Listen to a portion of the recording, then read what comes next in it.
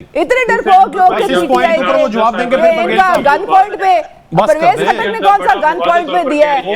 लड़ने वाली क्या बात है? और कोई इस तरह का मामला ना करे। पर जोता साहब पता नहीं कौन सी दुनिया में रह रहे हैं। मेरे ख्याल में आप सियासत को छोड़ के ना आप वापस वकालत में चले जाएं। सियासत आपके बस का रोग नहीं है। आपके पास कोई एविडेंस नहीं है और आप एटलीस्ट मजाक ना उड़ाएं। देखें कॉर्नर आप भी हुए थे और चीखे मारते थे, आज आप देखें वापस आ रहे हैं तो जिसको कॉर्नर किया जा रहा है उस पर खुशी ना मनाएं बल्कि जमहूरियत के हक में आवाज़ उठाएं। आप पहले तो मैं पंजोता साहब को मुबारक देना चाहूंगी कि वो वकालत करते करते उन्होंने सियासत इतनी अच्छी सीखी है।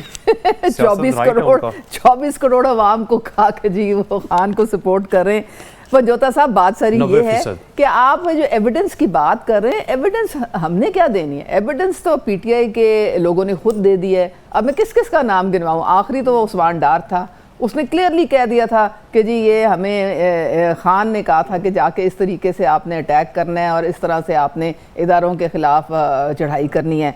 उससे पहले आप परवेज़ खटक को दे दें। परवेज़ खटक ने क्लियरली कहा था कि 2 ग्रुप्स थे पीटीआई में। एक ग्रुप था जो शफकत महमूद टाइप के लोगों का था, उन्होंने कहा था कि टकराव की सियासत आप ना करें, इससे नुकसान होगा। शफकत महमूद परवेज़ खटक। और एक ये मुराद सईद टाइप का ग्रुप था, ये गंडापुर का जो ग्रुप था वो उनको ये खान चुक रहा था और वो चुकी जा रहे थे और वो पूरे कमर बस्ता थे कि हमने जनाब इदारों को छोड़ना नहीं है और हम इदारों की ऐसी की तैसी फेर देंगे। तो आप देखें ना पंजोता साहब, अब मैं नाम लेना शुरू करूँ, अली जैदी, आप फयाजुल हसन चौहान, ये आमिर कियानी, ये इमरान इस्माइल, फवाद चौधरी, वो दोनों चीमे जो है, किस किस का हम नाम लें? तो एविडेंस तो खुद पीटीआई के लोग दे रहे हैं। और दूसरे जो जियो फेंसिंग की गई थी उसमें ये आलिया हमजा तो ये फलाना कंवल शौजे तो फलाना, इनकी वीडियोज हैं। ये जो हसान नियाजी वीडियोस हैं वो जो वर्दी और पतलून लहरा रहे हैं हसान, मतलब इन सारों की तो एविडेंस तो भरी पड़ी है। और फिर इनकी जो मोबाइल्स में जो सारी एविडेंस है, जो इनकी आपस की कम्युनिकेशंस है सारी, ये यास्मीन राशिद कितनी कुछ 50 कॉलें तो यास्मीन राशिद ने, और सबको इसने उकसाया लिबर्टी से कि चलो चलो जिन्ना उसकी तरफ सारे करो। मैं वहां पे थी, मैंने देखा इन लोगों को सारों को डाइवर्ट करते हुए। आप क्या कर रही थी वहां? मैं गुजर रही थी। अच्छा, मैं वहां से गुजर रही थी उधर से सिद्दीक ट्रेड सेंटर से, और ये लोग सारे वो चढ़ाई करने के लिए, और वो गाड़ी के ऊपर वो फूलन देवी की तरह बैठी हुई थी और सबको इशारे कर रही थी कि इस तरफ की तरफ चलो, इस तरफ की तरफ चलो। तो आप मुझे ये बताएं, तो अब रोने की क्या जरूरत है? आप जो जैसा करोगे वैसा भरोगे। और वो एक ब्रिगेडियर साहब की एक बात जो थी ना, वो जो बुरियानी की बात करते थे, तो ब्रिगेडियर साहब बात सारी ये है कि जो जमान पाक के बाहर जो 4 महीने तमाशा लगा रहा, तो जो 4-4, 5-5 बकरे जो हलाल होते थे और वो जो पूरे वहां पे जश्न मनाए जाते थे डेली, तो वो उसका खर्चा कौन उठाता था? जरा इसका भी कोई जवाब दे दे। जी पंजो साहब कुछ कहना चाहें वेरी क्विकली, फिर ब्रिगेड साहब की टर्न है। जी सर। जी बिल्कुल, बात यह है कि उस्मान डार को जिस तरह से अगवा किया गया 25 दिन के बाद जो है वो अचानक से बरामद हो के, पहले तो इंटरव्यू किए जाते थे, वो आते थे प्रेस कॉन्फ्रेंस करते थे, तो अब इंटरव्यू वाला सिलसिला जो है स्टार्ट किया गया। सारी दुनिया को पता है कि इस तरह से जितने लोग और भी अगवा किए गए, सारी दुनिया को नहीं पता।